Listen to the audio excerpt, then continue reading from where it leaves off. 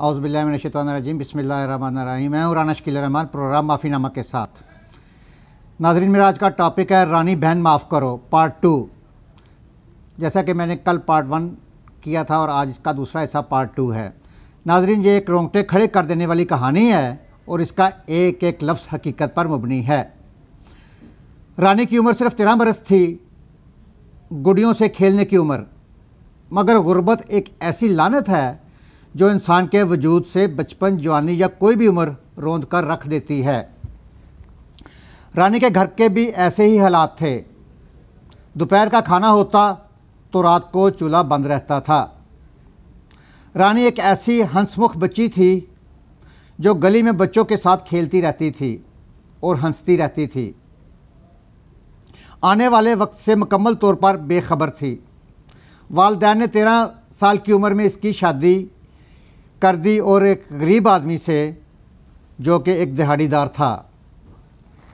छोटी सी बच्ची थी, एक ही दिन में उम्र की तकलीफ दा दहलीज पार करके औरत बन गई। खामद फ़िक्र माश से हर तरह के जज्बे रखते हुए इसका ख्याल भी रखता था और ये रानी उसका भी बहुत ख्याल रखती थी। ये जो फ़िक्र माश होती है हर तरह के जज्बे को खा जाती है। बुलंद व बाला अखलाकी कदरें, करदार की बुलंदी, रास्तबाजी सब कुछ बड़े पेट से ही मुंसलिक हैं। मफलूकुल हाली तमाम अखलाकियात को अपनी तपश से चंद लम्हों में पिघला देती है। रानी एक दिन अपने माँ बाप के घर आई हुई थी, जिस तरह के बेटियाँ अपने वालिदैन के घर खुशियों से 4 दिन के लिए रहने के लिए आती हैं। यकदम इत्तला मिली कि इसका खामद कत्ल हो गया है और किसी ने लाश को मिट्टी में गाड़ दिया है, जो पुलिस ने बरामद कर ली। यहाँ से पाकिस्तान का सज़ा और जज़ा का निज़ाम वो चेहरा नज़र आता है जिससे खुदा दुश्मन को भी महफूज रखे। मगर हकीकत में इस मुल्क के बदनसीब शहरियों में से कोई भी इस शफाक निज़ाम अदल की बेअदली से महफूज नहीं है। इस निज़ाम की पहली सीढ़ी पुलिस, दूसरी सीढ़ी जेल और तीसरी सीढ़ी अदालतें। वैसे इस बदबूदार निज़ाम में सब कुछ है मगर इंसाफ नहीं है। पुलिस ने रानी समेत पूरे ख़ानदान को गिरफ़्तार कर लिया। वालिद, वालदा और भाई सब जेल में बंद हो गए। शुबा था कि इन लोगों ने मिलजुल कर अदावत में रानी के खामद को कत्ल किया है। रानी ने कभी भी अपने खामद की बुराई या घर में कोई मसला मसाइल होता तो कभी भी अपने वालिदैन से जिक्र नहीं करती थी। आज भी वो यही कहती है कि मेरा खामद एक बहुत प्यार करने वाला इंसान था। आने वाले वाक़यात इंतहाई ज़ालिमाना और आसेब ज़दा थे। रानी की माँ को 6 माह जेल में रखने के बाद आज़ाद कर दिया गया। वालिद और भाई इतने खुशकिस्मत नहीं थे। चंद साल बगैर किसी कसूर के जेल में रहे और वहाँ पर वालिद टीबी की वजह से फौत हो गया। रानी को इजाज़त नहीं दी गई कि वालिद की आखिरी रसूमात में शामिल हो सके। ये तो अमीर लोगों की चोंचले हैं, बड़े बड़े सियासतदानों के शिकवे हैं कि इन्हें अपने वालिदैन या बीवी की तदफीन में शामिल होने की इजाज़त नहीं दी जा रही। हकीकत में हमारे मुल्क में पाबंद सलासल लाखों इंसान इस अखलाकी सहूलत के मुख्तलिफ भरपूर तरीके से बेबस हैं। अजीज़ मर जाते हैं और वो सलाखों से सर मार मार कर रोते रहते हैं। रानी के साथ भी यही कुछ हुआ, होना भी यही चाहिए था, इसलिए कि असल जुर्म तो इसका गुर्बत है। जेल में इसके भाई को भी टीबी हो गई थी। 15 साल बाद बगैर किसी जुर्म के वो बदकिस्मती का न्योता जेल से रहा हुआ और 15 साल में उसका जुर्म साबित ना हो सका और बेगुनाह होकर 15 साल बाद जब बाहर आया तो थोड़े दिनों बाद वो भी अपनी बीमारी टीबी की वजह से फौत हो गया। अब रानी बीबी की आंखों में आंसू नहीं आते थे। इसे लगता था कि वो जेल में ही पैदा हुई है और इसकी कब्र खोद दी जाएगी। आम जिंदगी इसे कतई याद नहीं थी। रोज़ाना सुबह 4 बजे उठती थी, सैकड़ों कैदियों का खाना बनाती थी और फर्श साफ करती थी। काम कर कर के इसकी उंगलियों की जिल्द ख़त्म हो गई थी, हाथों में सुराख हो गए थे, मगर जेल का अजाब जारी था। 2001 में इसे सेशन कोर्ट से उम्र कैद की सज़ा सुना दी गई। जब सज़ा सुनाई गई तो रानी बिल्कुल नहीं रोई। इसकी आंखों में एक भी आंसू नहीं आया, इसलिए कि वो गम के जज्बे से बेनियाज हो चुकी थी। इसकी ज़िंदगी एक जानवर की सतह पर गुजरती जा रही थी। वही जेल के बुर्ची खाने, खाना बनाना और जेल के लंबे लंबे बरामदों की झाड़ पूंछ करनी। इसके पास वकील करने के लिए भी पैसे नहीं थे। दिन महीने बनते गए और महीने सालों में बीतते गए। कानून के मुताबिक जेल सुपरडेंट ने इसकी अपील को हाई कोर्ट भिजवाना था, मगर ऐसा कुछ नहीं हुआ। कौन सी ड्यूटी और कौन सा कानून। 19 बरस बीत गए। नाजरीन गौर कीजिएगा, एक 13 साल की बच्ची जिसकी 13 साल की उम्र में शादी हुई, 14 साल की उम्र में जेल चले गई, मतलब 33 साल की वो जेल में हो गई थी, बगैर किसी कसूर के, बगैर किसी गुनाह के। 2 दहाइयों के करीब। हाँ, एक कानून और भी है कि एक जज साहब को हर माह जेल का मुआयना करना होता है। कैदियों के मसाइल पूछे जाते हैं।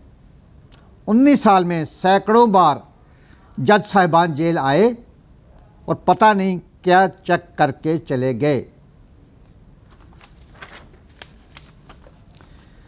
किसी भी मुंसफ ने रानी से ये नहीं पूछा कि उम्र कैद के ख़िलाफ़ इसकी अपील अदालत अदलिया में क्यों नहीं भिजवाई गई। 2014 में एक वकील किसी खैराती इदारे की तरफ से जेल में आया हुआ था। इत्फाकन रानी बहन से उसकी मुलाकात हो गई। अल्लाह सुब्हान ताला ने नाजरीन कोई ना कोई तो फरिश्ता भेजना था ना। बदकिस्मत लड़की जो अब अधेड़ उम्र औरत बन चुकी थी, इसकी कहानी सुनकर वकील साहब परेशान हो गए।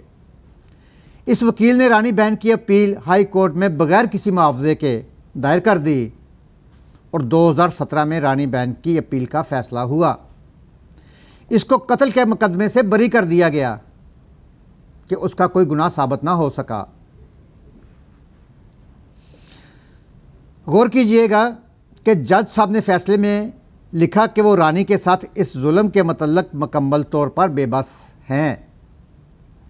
अदालत इसे कुछ भी नहीं लुटा सकती, मगर अभी बहुत कुछ बाकी था और शायद है। फंडामेंटल राइट्स फॉर फाउंडेशन नामी एक तंजीम ने रानी के मुख्तलिफ हाई कोर्ट्स में केस दायर किए कि इस बदकिस्मत को 19 साल नाजायज़, बेगुनाह और गलत तौर पर जेल में रखा गया। ये जो फंडामेंटल राइट्स वाले होते हैं, ये मुख्तलिफ तंजीमें होती हैं और इस तंजीम ने रानी बहन का एक केस दायर किया, लिहाजा इसे कफ़ारे के तौर पर मुआवजा दिया जाए। और ये केस था पंजाब हुकूमत के ख़िलाफ़। फ़ैसला कब होता है इसके मतलब अभी कुछ नहीं कहा जा सकता। इसके मुख्तलिफ पहलू हैं। जब रानी से पूछा गया तो इसका जवाब बेइंतहा सादा था, बस इतना कि मुझे घर का थोड़ा सा सामान ख़रीद दें और कोई 2-4 बिस्तर और चारपाइयाँ ले दें। रानी जब 19 साल बाद जेल से बाहर आई तो वालदा ने इसकी शादी एक दिहाड़ीदार मज़दूर से फिर दोबारा करवा दी, मतलब दूसरी शादी करवा दी। रानी अपने ससुराल में तकलीफ़दा ज़िंदगी गुजार रही है। इस वक्त मौजूदा हालात में कि वो इंतहाई तकलीफ़दा ज़िंदगी गुजार रही है। रोज़ आए दिन ताने सुनने पड़ते हैं कि वो एक सज़ा याफ्ता खबीस मुजरम औरत है। अस्तग़फिरुल्लाह। कोई जहेज़ भी लेकर नहीं आई, वगैरह वगैरह। आज रानी खुदा से फरियाद करती है कि इसे दोबारा जेल भेज दिया जाए, कि या अल्लाह पाक मुझे जेल भेज दें, क्योंकि वहाँ इससे लोग ताने तो नहीं देते थे। मुसलसल जुल्म ने रानी को बहुत ज़्यादा चिड़चिड़ा बना दिया है। वालदा कहती है कि तुम्हारी ज़ुबान में शैतान घुस आया है। इस बदकिस्मत माँ को ये नहीं पता कि नाइंसाफ़ी और वो भी 19 साल तक बर्दाश्त करती आई है मेरी बेटी। रानी सरगोदा के एक गांव मिडरांजा में ज़िंदगी को धक्का देने पर मजबूर है। 35 साला रानी से एक इंटरनेशनल मीडिया ने इंटरव्यू किया और इसके साथ होने वाले सरकारी जबर को ज़ुखैन इब्राहिम ने अपने कलम के ज़रिए दुनिया के सामने आश्कारा किया।